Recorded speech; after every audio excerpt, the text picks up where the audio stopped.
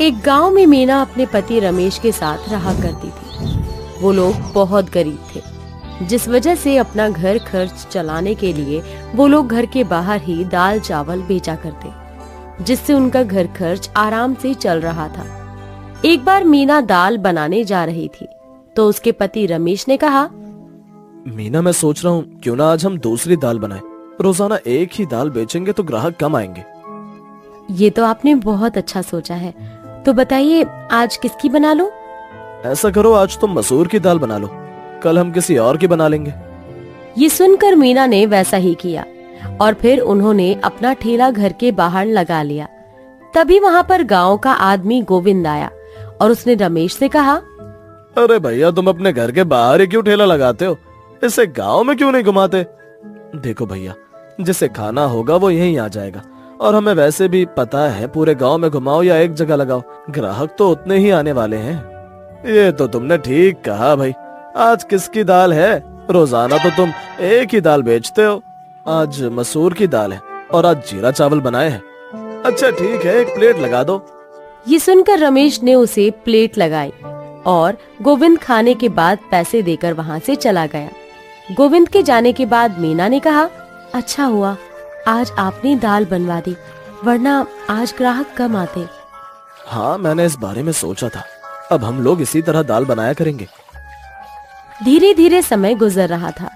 उन दोनों का गुजारा इसी तरह होता था।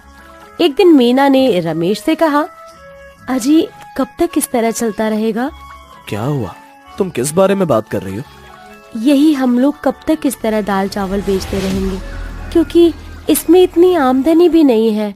हाँ हाँ, मुझे पता है, पर अगर कोई और काम करेंगे तो उसे करने में बहुत समय लगेगा, और वैसे भी वो काम चला या ना चला। अपने पति की बात सुनकर मीना को भी ये बात सही लगी, क्योंकि उनका काम अभी अच्छा चल रहा था। ये तो आपने बिल्कुल ठीक कहा। ठीक है, चलिए मैं आती हूँ, आप तब तक ठेले पर सामान लगा लीजिए। इसके बाद रमेश ने दाल चावल का ठेला लगाया और आराम से बैठ गया। तभी वहाँ पर एक आदमी आया जो दिखने में काफी गरीब था। उसने रमेश से कहा, भैया मुझे बहुत तेज भूख लगी है, क्या मुझे एक प्लेट दाल चावल मिल सकते हैं? हाँ हाँ भैया, अभी देता हूँ, पर भैया मेरे पास पैसे नहीं है। ये सुनकर रमेश ने उस आदमी को ऊपर से नीचे देखा और फिर कहा, कोई बात नहीं, आप खा लीजिए। इसके बाद रमेश ने उसे एक प्लेट खिला दी। तभी वहाँ पर मीना आ गई। इस पर आदमी ने कहा, भैया एक प्लेट और दे दो, इसमें मेरा पेट नहीं भरा। ठीक है भैया, और ले लो। ये कहकर रमेश ने उसे दूसरी प्लेट दे दी और वो आदमी दाल चावल खाकर चला गया। जिस पर मीना काफी हैरान हुई और बोली, अरे इस आदमी ने तो पैसे दिए ही नहीं। मुझे पता है उसके पास पैसे नहीं थे, इस वजह से मैंने उसे फ्री में ही खिला दिया। क्या?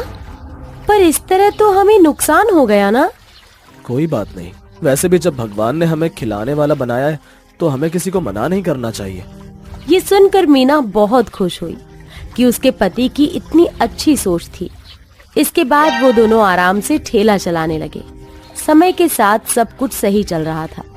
एक रात अचानक उनके घर चोरी हो गई, जिस वजह से उनका इकट्ठा किया हुआ सारा पैसा चोर ले गए। अगली सुबह जब उन्हें ये बात पता लगी तो मीना और रमेश बहुत दुखी हुए।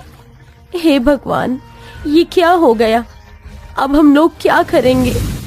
पता नहीं इस चोर को हमारा ही घर क्यों मिला था। ये सुनकर रमेश भी काफी दुखी हुआ, क्योंकि वो सोच रहा था पैसे इकट्ठा करके वो ठेला छोड़ देगा और दुकान या फिर ढाबा खोल लेगा। पर चोर ने सारा खेल बिगाड़ दिया।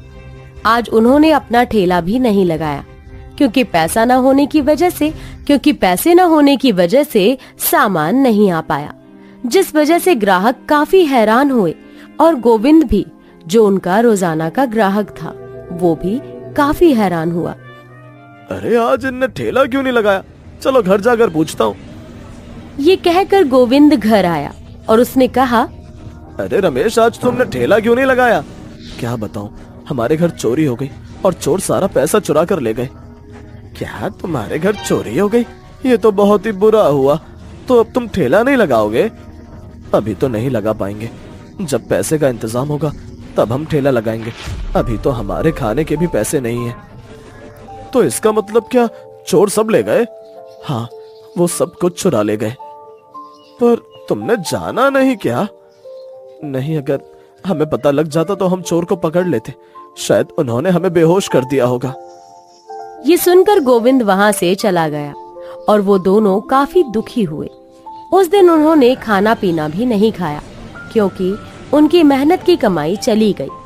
शाम के समय मीना ने खिचड़ी बनाई क्योंकि अब उनके घर पर थोड़े ही चावल और दाल ही थी और वो उसी से गुजारा कर रहे थे। वहीं मीना ने रमेश से कहा, अजी खिचड़ी खा लीजिए, आपने कुछ भी नहीं खाया है। मेरा मन नहीं है, तुम खा लो। अगर आप कुछ खाएंगे नहीं तो आप बीमार हो जाएंगे। आपने आज कुछ नहीं खाया है। कैसे खा लूं? जैसे तैसे तो पैसे जोड़ पाए थे, पर चोर ने सब चुरा लिया। एक बार भी उसने हमारे बारे में नहीं सोचा। अजी चोर किसी के बारे में नहीं सोचते हैं, वो तो सिर्फ बस अपने आप से मतलब रखते हैं। आप इतना परेशान ना हो, भगवान सब ठीक कर देगा। इसके बाद मीना खिचड़ी ले आई और उसने रमेश को खिलाई और फिर खुद भी खाने लगी। वहीं दूसरी तरफ वो आदमी फिर से रमेश के ठेले पर आया और वहाँ उसे ठेला नहीं मिला, जिस पर उसने वहीं पर एक भोला नाम के आदमी से कहा, अरे आज इन्होंने ठेला नहीं लगाया क्या? नहीं भैया, आज इनके घर पर चोरी हो गई, इस वजह से। क्या चोरी हो गई? ये सुनकर वो आदमी वहाँ से चला गया। अगली सुबह वो लोग उठे। उठने के बाद मीना घर का काम करने लगी क्योंकि पैसे न होने की वजह से उन्होंने आज भी ठेला नहीं लगाया था। इस पर रमेश ने कहा, मैं बाहर काम ढूंढने जा रहा हूँ। काम ढूंढने? पर क्यों? अरे अब पैसे नहीं है तो पहले मैं कहीं मजदूरी करूंगा, फिर उन्हीं पैसों से सामान ले आऊंगा जिससे हम फिर से अपना ठेला लगा सकेंगे। ठीक है, आप जाइए। ये सुनकर रमेश वहाँ से जाने लगा। तभी वहाँ पर एक अमीर सेठ आया और सेठ को देखकर रमेश काफी हैरान हुआ और बोला, अरे आप कौन है? आप मुझे नहीं जानते पर मैं आपको अच्छी तरह से जानता हूँ। ये सुनकर रमेश काफी हैरान हुआ। वहीं मीना भी आ गई। इस पर रमेश ने कहा, अच्छा आप अंदर आइए। इस पर वो आदमी मुस्कुराया और बोला, मुझे पता लगा आपके घर चोरी हुई है और आपका बहुत नुकसान हो गया। हाँ ये बात सच है, पर हमने आपको पहचाना नहीं। मैं वही हूँ जिसे आपने फ्री में दाल चावल खिलाए। ये सुनकर रमेश और मीना काफी हैरान हुए क्योंकि उस दिन तो वो बहुत गरीब था और आज इतना अमीर। इस पर वो बोला, मुझे पता है तुम लोग हैरान हो, पर मैं तो तुम लोगों को परख रहा था क्योंकि आज के समय में तुम्हारे जैसे लोग बहुत ही कम हैं और मैंने अपने आप से एक वादा किया था, जो भी मुझे सच्चा इंसान मिलेगा मैं उसकी मदद करूंगा, इसीलिए मैं तुम्हारी मदद करने आया हूँ। ये कहकर उस अमीर सेठ ने रमेश की तरफ एक बैग बढ़ाया। रमेश ने जब बैग खोलकर देखा तो वो पैसों से भरा हुआ था। इस पर रमेश ने मना कर दिया, नहीं नहीं, हम ये पैसे नहीं ले सकते, ये तो बहुत ज्यादा है। अरे आपने उस दिन जो दाल चावल खिलाए थे उसके सामने तो यह कुछ नहीं है। आपसे अमीर भला कौन हो सकता है? आप मना मत कीजिए, मेरा प्रण पूरा कर दीजिए। ये सुनकर रमेश बहुत खुश हुआ और उसने उन पैसों को ले लिया। इसके बाद वो अमीर आदमी वहाँ से चला गया। अमीर आदमी के जाने के बाद मीना ने कहा, मैंने कहा था ना, भगवान हमारी मदद जरूर करेंगे। ये आदमी हमारे लिए भगवान बनकर आया था। हाँ तुम बिल्कुल ठीक कह रही हो। अब हम फिर से दाल चावल का ठेला लगा सकते हैं और इस बार हम गरीबों को फ्री में भी खिलाया करेंगे। ये सुनकर मीना बहुत खुश हो गई। इसके बाद उन्होंने फिर से ठेला लगाया और अब वो लोग आराम से दाल चावल बेचते थे। हमें इस कहानी से ये सीख मिलती है कि हमें हमेशा एक दूसरे की मदद करनी चाहिए, क्योंकि अगर आप किसी की मदद करेंगे तो इससे भगवान आपकी मदद करते हैं। अरे शामू, ओ शामू, कहाँ चला गया सुबह सुबह? अरे सीमा, तुमने शामू को देखा क्या? सुमित्रा ने अपनी नौकरानी सीमा से पूछा, पर सीमा को शामू के बारे में कुछ नहीं पता था और उसने कहा, नहीं मालकिन, मुझे नहीं पता। आपने उसे इतनी छूट दी है, घूम रहा होगा कहीं। ऐसी बात नहीं है, वो बिना बात के कहीं नहीं जाता, जरूर किसी काम से गया होगा। तभी उधर से शामू हाथों में सब्जी लेकर आ रहा था और उसने सुमित्रा से कहा, देखिए मालकिन, मैं सारी सब्जियां ले आया। अरे शामू, तुम सब्जियां लेने गए थे इतनी सुबह सुबह? हाँ, क्योंकि सुबह सुबह ताजी सब्जियां मिल जाती हैं और फिर तो बची कुछ ही रह जाती हैं, इसलिए चला गया। देखा, मैंने तुमसे कहा था ना सीमा, ये बिना बात के नहीं जाता। चलो अब तुम दोनों जाकर काम करो। इसके बाद सीमा वहाँ से चली गई और शामू भी। शामू अपने मालिक का वफादार नौकर था, जिस वजह से सीमा और राजू उससे बहुत ज्यादा जला करते थे, क्योंकि नौकर तो वो भी थे, पर उन्हें इतनी छूट नहीं थी जितनी शामू को थी। पता नहीं शामू में ऐसा क्या है जो हमारे अंदर नहीं है। आखिर वो भी नौकर है और हम भी। क्या हुआ, क्यों इतना बड़बड़ा रही हो? अरे राजू, तुमने देखा नहीं मालकिन किस तरह हमारे और शामू के बीच भेदभाव करती है। हाँ, ये तो तुम ठीक कह रही हो, पर हम कर भी कह सकते हैं। धीरे धीरे समय गुजर रहा था। एक दिन रविदास अपने ऑफिस जा रहा था, तभी उसने शामू को बुलाया और कहा, अरे श्यामू, मेरी इम्पोर्टेंट फाइल कहाँ रखी हुई है? तुमने देखा है क्या? हाँ हाँ, आपके कमरे में ही रखी हुई थी। अच्छा, जरा ले आओ प्लीज। ये सुनकर शामू रविदास के कमरे में आया और फाइल लेकर उसके पास पहुंच गया। फाइल को देखकर रविदास बहुत खुश हुआ और बोला, अरे मैं तो भूल ही गया था। वो तो अच्छा है, तुम मेरी सारी चीजों का ध्यान रखते हो। अच्छा, तो मैं अब ऑफिस जाता हूँ। इसके बाद रविदास ऑफिस के लिए निकल गया। ये सब देखकर सीमा को काफी गुस्सा आया और उसने कहा, हमें तो कभी भी साहब के कमरे में जाने की इजाजत नहीं है, पर इस शामू को देखो, हमेशा उनके कमरे से चीजें लाता रहता है। तभी वहाँ पर सुमित्रा आई और उसने सीमा से कहा, अरे तुम यहाँ क्या कर रही हो सीमा, खाना बन गया? हाँ मालकिन, सारा काम हो चुका है। अच्छा, ये तो बहुत अच्छी बात है। आज तुम्हारी छुट्टी है, तुम लोग जाओ। क्या आज हम लोगों की छुट्टी है? पर क्यों? क्योंकि आज मैं बाहर जा रही हूँ इसलिए, और घर में कोई नहीं रहेगा, तो तुम लोग यहाँ क्या करोगे? ये सुनकर श्यामू भी बहुत खुश हुआ और उसने कहा, तो मालकिन मेरी भी छुट्टी है। अरे नहीं नहीं श्यामू, तुम तो घर की रखवाली करोगे, समझे? क्या मालकिन, आप इसे घर सौंप रही हैं? ये एक छोटा सा नौकर है, अगर इसने कुछ गड़बड़ कर दी तो? सीमा, भले ही श्यामू एक छोटा सा नौकर है, पर मुझे उस पर पूरा भरोसा है, वो कोई गड़बड़ नहीं करेगा। अरे हाँ मालकिन, आप चिंता मत कीजिए, आप बेफिक्र होकर जाइए। ये सुनकर सुमित्रा वहाँ से चली गई और सीमा और राजू भी वहाँ से चले गए। समय का पहिया तेजी से गुजर रहा था। शामू अपने मालिक का वफादार नौकर और बहुत ही बुद्धिमान था। वो हर समस्या का हल निकाल लिया करता, जिस वजह से रविदास उसे हमेशा अपने साथ रखा करते थे और सुमित्रा भी उस पर बहुत भरोसा करती। एक दिन रविदास कार से घर की तरफ आ रहे थे, तभी उन्हें महसूस हुआ कि जैसे कोई उनकी कार का पीछा कर रहा हो, और वो जल्दी से घर आए और उन्होंने ये बात सुमित्रा को बताई। तभी वहाँ पर शामू आया और क्या हुआ साहब जी, आप थोड़ा परेशान लग रहे हैं? अरे हाँ, क्या बताऊँ श्यामू, आज मुझे ऐसा लगा जैसे कोई मेरा पीछा कर रहा हो। अरे साहब जी, सड़क पर तो बहुत सारी गाड़ियाँ चलती रहती हैं, आपका भ्रम होगा। भला आपका पीछा कौन करेगा? हाँ हाँ, शामू एकदम ठीक कह रहा है, और वैसे भी आप इस शहर के बहुत बड़े बिजनेसमैन हैं, तो जरा संभल के रहा कीजिए। ये तो मालकिन बिल्कुल ठीक कह रही हैं। आपको अपने साथ 2-4 बॉडीगार्ड रखने चाहिए, जिससे आपकी तरफ कोई आंख उठाकर भी ना देख सके। ठीक है, तो फिर मैं कल ही बॉडीगार्ड रखने की व्यवस्था करता हूँ। ये तुमने अच्छा सुझाव दिया।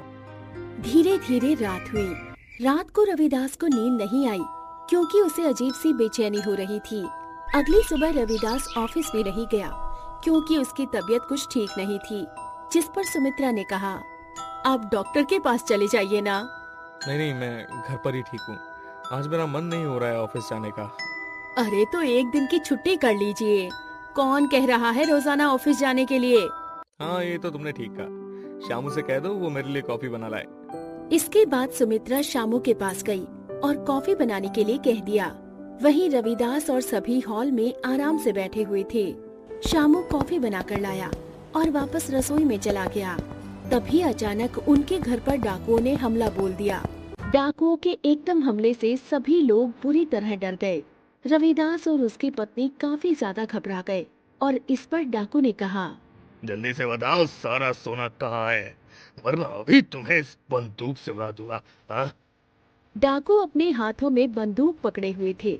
बंदूक को देखकर सीमा और राजू भी बुरी तरह घबरा गए और बोले, अरे हमें मत मारना, हमें मत मारना, हम तो यहाँ की नौकर हैं। अच्छा, नौकर हो तो तुम्हें तो सब पता होगा।